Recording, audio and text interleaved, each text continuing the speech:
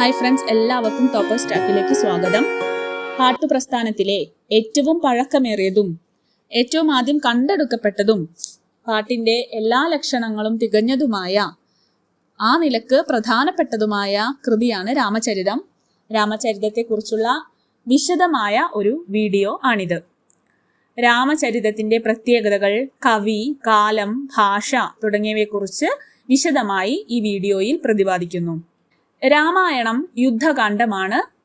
ഇതിവൃത്തം 164 പടലങ്ങളും 1814 പാട്ടുകളുമാണ് ഇതിൽ ഉള്ളടങ്ങിയിരിക്കുന്നത്. ഓരോ പടലത്തിലും പൊതുവെ 11 പാട്ടുകളാണ് കാണപ്പെടുന്നത്. 10 പാട്ടുകളും 12 പാട്ടുകളും മറ്റൊക്കെയുള്ള പടലങ്ങളും കാണുന്നുണ്ട്. പടലം അല്ലെങ്കിൽ വിരുത്തം എന്നാണ് ഓരോ ഭാഗത്തിനും നൽകിയിരിക്കുന്ന പേര്. രാമകഥയുടെ മിക്ക ഭാഗങ്ങളും സംക്ഷിപ്തമായി വിവരിക്കുന്നുണ്ട്. അതായത് രാമായണത്തിന്റെ മിക്ക ഭാഗങ്ങളും ഇതിൽ സംക്ഷിപ്തമായ രീതിയിൽ വിവരിക്കുന്നുണ്ട്. ഊഴിയിൽ ചെറിയവർക്കറിയാനായി ഊനമറ്റഴും ഈ രാമചരിതത്തിൽ നിന്ന് ഒരു തെല്ല് പാടുകയാണ് കവി എന്നാണ് രാമചരിതത്തെക്കുറിച്ച് കവി പറയുന്നത്. മാരി വന്നതൊരു മാമല എടുത്തു തടഞ്ഞ മായൻ അരജനായി നിജജരാധിപതിയെ പോരിൽ മുടിந்த കഥ. അപ്പൊ രാമായണത്തിലെ യുദ്ധ സമയത്തെ അല്ലെങ്കിൽ യുദ്ധകാണ്ഡത്തെ ചെറുതായ രീതിയിൽ വിവരിക്കുന്നു എന്നാണ് അദ്ദേഹം പറയുന്നത്. ആദിതേവനിൽ അമിഴ്ந்த മനക്കാമ്പുടയ ചീരാമനമ്പിനൊടിയമ്പിന തമിഴ് കവി വൽവോർ. ഈ ഒരു വരിയിൽ നിന്നാണ് ഇതെഴുതിയ കവി ചീരാമനാണ് എന്ന് മനസ്സിലാകുന്നത്.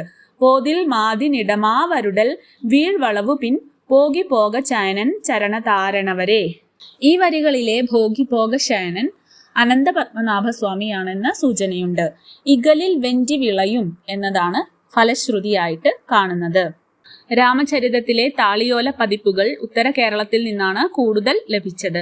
വടക്കൻ കേരളത്തിലെ പ്രാദേശിക പദങ്ങൾ രാമചരിതത്തിൽ ധാരാളമുണ്ട്. പ്രതിഗ്രാഹിക പ്രത്യയമായി അകാരം ആണ് കാണുന്നത്. ഇതൊക്കെ കൊണ്ട് തന്നെ രാമചരിതം ഒരു ഉത്തര കേരളീയ കൃതിയാണ് എന്ന് പറയപ്പെടുന്നു. പ്രതിഗ്രാഹിക പ്രത്യയം ഏതാണ്? എ ആണ് അല്ലെ. രാമനെ, കൃഷ്ണനെ എന്ന് പറയുന്ന എ എന്ന പ്രതിഗ്രാഹിക പ്രത്യയത്തിന് പകരമായി അകാരമാണ് ആ ആണ് കൊടുത്ത് കാണുന്നത്. മാണിയാണി നായന്മാർ അല്ലെങ്കിൽ കോവിലാൻ നായന്മാർ എന്ന ഉത്തര കേരളത്തിലെ കൽപ്പണിക്കാർ വിശേഷ ദിവസങ്ങളിൽ രാമായണം പാരായണം ചെയ്തിരുന്നുവെന്നും രാമചരിതകാരൻ സ്തുതിക്കുന്ന പോകി പോക ചയനൻ അല്ലെങ്കിൽ ഭോഗി ഭോഗ ശയനൻ കുമ്പളയിലെ ശ്രീ പത്മനാഭസ്വാമിയാണെന്നും വാദമുണ്ട്. രാമചരിതം ദ്രമിഡ സംഘാത പാഠം സ്വീകരിക്കുന്നു. എതുക, മോന എന്നീ പ്രാസങ്ങൾ കാണപ്പെടുന്നുണ്ട്. തമിഴ് വൃത്തമാണ് ഇതിൽ സ്വീകരിച്ചിരിക്കുന്നത്. വിഭക്ത്യന്ത സംസ്കൃത പദങ്ങൾ അതുപോലെ സ്വീകരിക്കുന്നതായിട്ടാണ് കാണുന്നത്. വിയതി, വാച, ഉത്തമായ, പരായ തുടങ്ങിയ പദങ്ങൾ അതിന് ഉദാഹരണമാണ്. സംസ്കൃത പദങ്ങളുടെ തത്സമ രൂപങ്ങളും തൽഭവ രൂപങ്ങളും പ്രയോഗിച്ചിട്ടുണ്ട്. നന്നൂൽ വ്യാകരണ വഴിയിലുള്ള വലിത്തൽ, നീട്ടൽ, കുറുക്കൽ, വിരുത്തൽ, തൊകുത്തൽ എന്നിവ പ്രയോഗിച്ച് കാണുന്നുണ്ട്. തമിഴ് വ്യാകരണ ഗ്രന്ഥമാണ് നന്നൂൽ. ലീലാതിലകത്തിലെ നിയമങ്ങൾ അനുസരിക്കുന്ന രൂപങ്ങളും കാണുന്നുണ്ട്. അതുവും, മേറ്റരം തുടങ്ങിയ പദങ്ങൾ ഓർനിത്യം, തേസ്യജ തുടങ്ങിയ നിയമങ്ങൾ അനുസരിക്കുന്നതായി കാണുന്നു. വാൽമീകി രാമായണത്തെയും തമിഴിലെ കമ്പരാമായണത്തെയും ഉപജീവിച്ചാണ് കൃതി എഴുതിയിരിക്കുന്നത്. കേരള പാണിനിയുടെ 6 നയങ്ങൾ സംഭവിച്ചതും സംഭവിക്കാത്തതുമായ രൂപങ്ങൾ രാമചരിതത്തിലുണ്ട്. പാട്ട് സാഹിത്യത്തിന്റെ സർവ്വലക്ഷണങ്ങളും തികഞ്ഞ കൃതിയാണിത്.